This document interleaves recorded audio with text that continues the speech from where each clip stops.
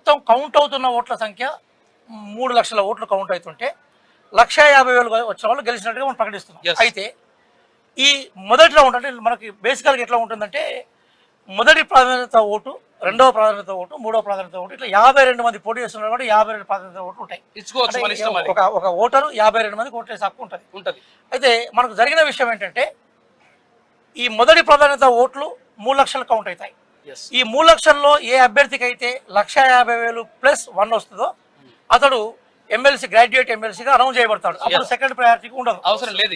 ఇప్పుడు మన దగ్గర నా దగ్గర బోటాబోటీ, ఎందుకంటే మన కౌంటింగ్ మిత్రులు నాకు చెప్పిన ఇన్ఫర్మేషన్ అంటే ఇప్పుడు మనం ఇక్కడ దుప్పలపల్లి నల్గొండ జిల్లా ఏదైతే ఇప్పుడు కౌంటింగ్ జరుగుతా ఉందో ఆ దుప్పలపల్లి దగ్గరనే మనం ఇప్పుడు ఉన్నాము.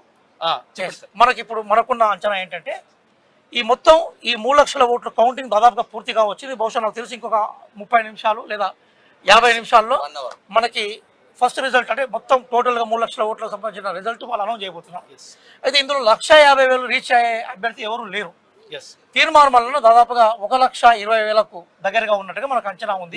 ఇంకొక 2-3 వేలు పెరగవచ్చు, లేదా అన్న అంకెకు ఒక 1000-1500 తగ్గొచ్చు. కానీ తీర్మానం 1,20,000 ఓట్లతో ఉన్నాడు. తర్వాత స్థానాన్ని 23,000 వెనక మనకి బీఆర్ఎస్ ఏరియాస్ టీఆర్ఎస్ అభ్యర్థి రాకేష్ రెడ్డి ఉన్నాడు. అయితే ఇప్పుడు ఏంటంటే ఈ మొదటి ప్రాధాన్యత ఓట్లు 3 లక్షల్లో ఏ అభ్యర్థి కూడా 1,50,000 రాలేదు. తీర్మానం గారికి కూడా వచ్చిన ఓట్లు ఏంటంటే 1,20,000 మాత్రమే. అయితే 1,20,000-30,000 కలుపుకుంటూ వస్తుండే. ఒక నిమిషం, దట్ ఈస్ డిఫరెంట్. మనం టెక్నికల్ గా మాట్లాడుతున్నాం. అంటే తీర్మానం గారు 1,50,000కి ఎంత దూరం ఉన్నారు? 30,000 దూరంలో ఉన్నారు. కాబట్టి ఇప్పుడు ఏమైతుంది, సెకండ్ ప్రయారిటీ ఓట్లు మళ్ళీ స్టార్ట్ అవుతాయి. సెకండ్ ప్రయారిటీ ఓట్లు మళ్ళీ ఎన్ని కౌంట్ చేయాలి? మళ్ళీ 3 లక్షల ఓట్లు కౌంట్ చేయాలి. ఇందులో కొంతమంది సెకండ్ ప్రయారిటీ ఓట్లు వేయచ్చు, వేయకపోవచ్చు. నాకు తెలిసి దాదాపుగా ఒక 70,000-80,000 మంది సెకండ్ ప్రయారిటీ ఓట్లు వేయరు. కరుడు కట్టిన కాంగ్రెస్ వాళ్ళు కానీ లేదా మెలన్ అభిమానులు వేయరు. కరుడు కట్టిన బీఆర్ఎస్ టీఆర్ఎస్ వాళ్ళు వేయరు. కరుడు కట్టిన బీజేపీ వాళ్ళు కూడా వేయరు. ఒకటి వేసి వాళ్ళు పెడతారు, మిగతా అభ్యర్థి సంబంధం లేదు. అట్లాంటి వాళ్ళు 70,000-80,000 మంది రాజకీయ కార్యకర్తలు ఉంటారు. అందరు రాజకీయ కార్యకర్తలు, ఓటర్లు రాజకీయ కార్యకర్తలు. కాబట్టి నేనేమనుకుంటా సెకండ్ దఫా ఎన్నిక 2,40,000 2,50,000 ఉందనుకుందాం మనం. అంచనా రఫ్గా అనుకుందాం 2,40,000 2,50,000. అందులో తీర్మానం షార్టేజ్ ఎంత ఉన్నాయి? 2,50,000కు 30,000 తక్కువ ఉన్నాయి. కాబట్టి నెక్స్ట్ కౌంట్ అయ్యే 2,40,000 2,50,000లో తీర్మానం కనుక 30,000 ఓట్లను తెచ్చుకుంటే తీర్మానం 30 ఓట్లు తెచ్చుకున్న మరుక్షణమే ఎమ్మెల్సీ అభ్యర్థిగా ప్రకటించబడతారు.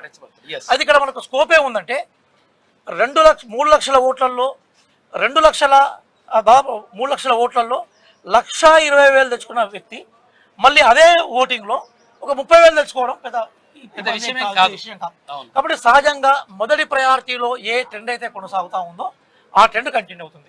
రెండో విషయం ఏంటంటే మొదటి అభ్యర్థికి అంటే తీర్మానం రెండో అభ్యర్థిగా ఉన్న రాకేష్కి మధ్య దాదాపుగా 23,000-25,000 ఓట్లు తేడా ఉంది. ఒకవేళ రెండవ ప్రయారిటీలో మొట్టమొదటిసారిగా ఆయన ఎక్కడ క్రాస్ చేయాలి అంటే 25,000 ఓట్లను క్రాస్ చేసి మొదలుపెట్టి మళ్ళీ ఏం చేయాలి? మళ్ళీ 50% రావాలి. గుర్తుపెట్టుకోండి, అంటే ఆయనకు 75% ఓట్లు వస్తాయి. అంటే దాదాపు 50% పైగా మల్లన్న ఓట్లను బీట్ చేసే క్రమంలో 60-70% ఓట్లను తెచ్చుకోవాలి. అంటే ఆ పోయిన ఓట్లలో అంటే 3 లక్షల ఓట్లలో దాదాపుగా 70 దాదాపు 2,10,000 ఓట్లు రాకేష్ రెడ్డి తెచ్చుకుంటే అసంభవంగా మారుతుంది. కానీ సాధ్యం కాని విషయం. ఎందుకోసం అంటే ఆయన గెలవాలనుకున్నప్పుడు ఈ పాతది బ్రేక్ చేయగలగాలి.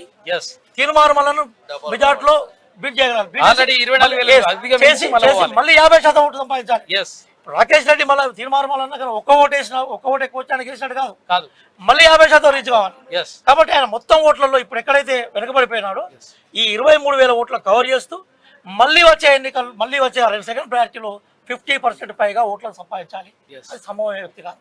కాబట్టి వెరీ సింపుల్గా మనం అర్థం చేసుకోవాల్సింది ఏంటంటే జనరల్గా మనకి ఎమ్మెల్సీ గ్రాడ్యుయేషన్ ఎలక్షన్స్లో ఫస్ట్ ప్రయారిటీలో ఎవరైతే ఒక ట్రెండ్ క్రియేట్ చేయగలుగుతారో, లీడ్ క్రియేట్ చేయగలుగుతారో విజయాన్ని కూడా వాళ్ళు స్వాధీనం చేసుకోగలుగుతారు. కాబట్టి దాదాపుగా నాకు తెలిసి ఈరోజు అర్ధరాత్రి కానీ తెల్లవారు గంటల 6 గంటలకు 7 గంటలకు తీర్మానం గెలిచినట్టుగా ప్రకటన వస్తుంది. మీరు ఎదురు చూస్తూ ఉంటారు.